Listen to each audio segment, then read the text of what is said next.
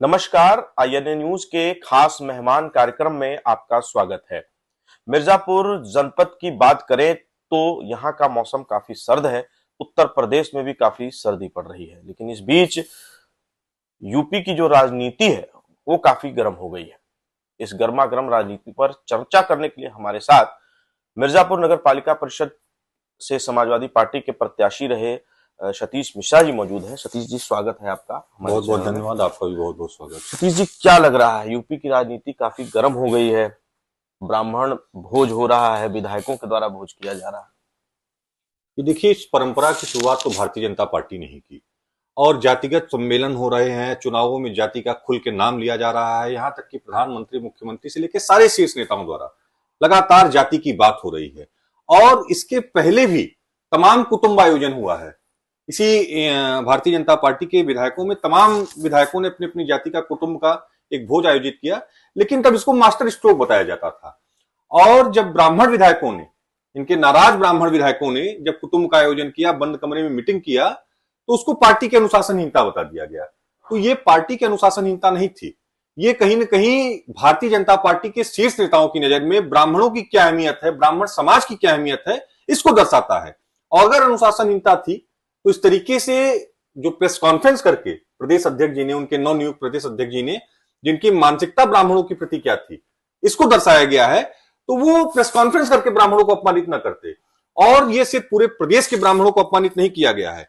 ये जो विधायक 50-55 विधायक जो भी थे, तो जो वो चुन के गए हैं, तो वो कहीं ना कहीं उनके निर्वाचन क्षेत्र को भी अपमानित किया गया है।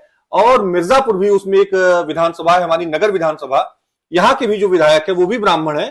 तो यहाँ के ब्राह्मण के साथ साथ पूरी विधानसभा को कहीं ना कहीं भारतीय जनता पार्टी के प्रदेश अध्यक्ष ने अपमानित करने का काम किया है। और मैं और विधायकों के बारे में नहीं कहूंगा, लेकिन हमारे मिर्जापुर के जो नगर विधायक है रत्नाकर मिश्रा जी, मैं उनको आपके माध्यम से जरूर निवेदन करना चाहूंगा कि वो अपने समाज का और अपने क्षेत्र के स्वाभिमान के साथ समझौता न करे। और जिस तरीके से प्रदेश अध्यक्ष जी ने इस प्रेस कॉन्फ्रेंस करके इस समाज को और क्षेत्रवासियों को अपमानित करने का कार्य किया है, इसका करारा जवाब रत्नाकर मिश्रा जी को देना चाहिए। एक विधायक सिर्फ केवल एक जाति का विधायक नहीं होता, वो पूरे समाज का विधायक होता है, पूरे क्षेत्र का विधायक होता है, पूरे अगर नगर क्षेत्र की बात करें तो नगर और अपने इलाके का विधायक होता है। तो इसमें क्या लगता है कि विधायकों को इस तरीके से जातिगत माहौल बनाना चाहिए? क्या कोई अंदरूनी लड़ाई चल रही है? कि देखिए, जो जब बोया पेड़ बबूल का तो आम कहां सोए, कैसे कोई कहावत है।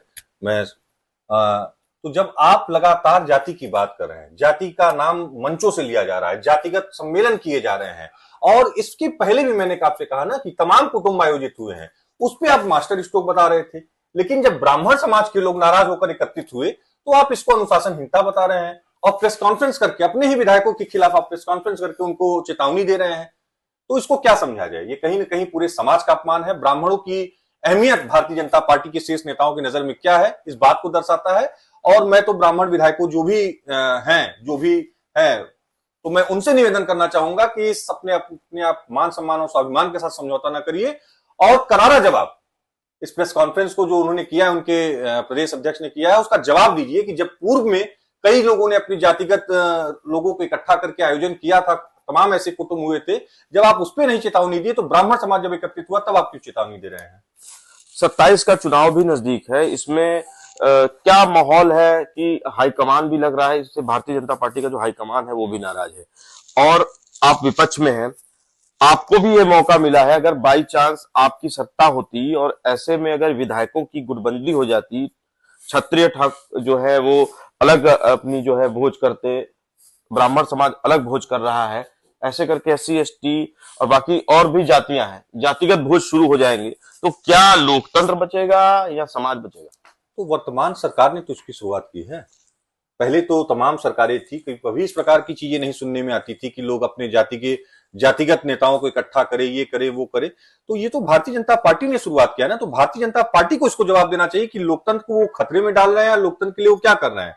लगातार लोकतंत्र के ऊपर, संविधान के ऊपर भारतीय जनता पार्टी के नेताओं द्वारा हमला किया जा रहा है।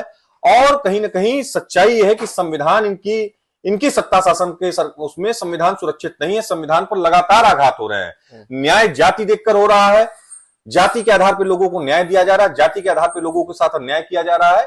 तो ये सब चीजें कहीं ना कहीं लोकतंत्र के लिए बहुत खतरनाक साबित है। आप देखिए ना कि तमाम विधायक, जो ब्राह्मण हमारे विधायक थे, वो अभी तक जेल में है, छोटी छोटी घटनाओं में जेल में है, उनको फंसा के जेल में डाला गया है।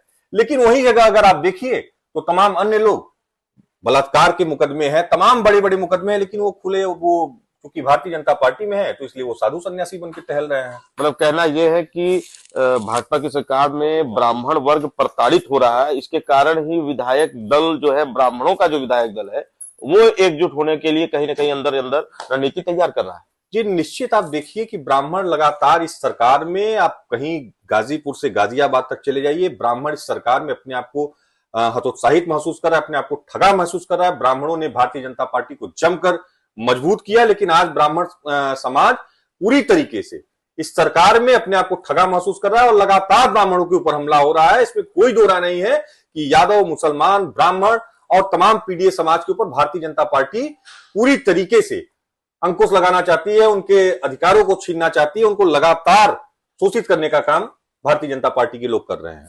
तो ये थे हमारे साथ सतीश मिश्रा जी, जहां ब्राह्मण समाज के विधायकों ने एक गर्मा गर्म भोज किया, गर्मा गर्म भोजन खाया, लेकिन उस भोजन के बाद यूपी की राजनीति भी काफी गर्म हो गई है। देखना है कि आगे क्या होता है। नमस्कार।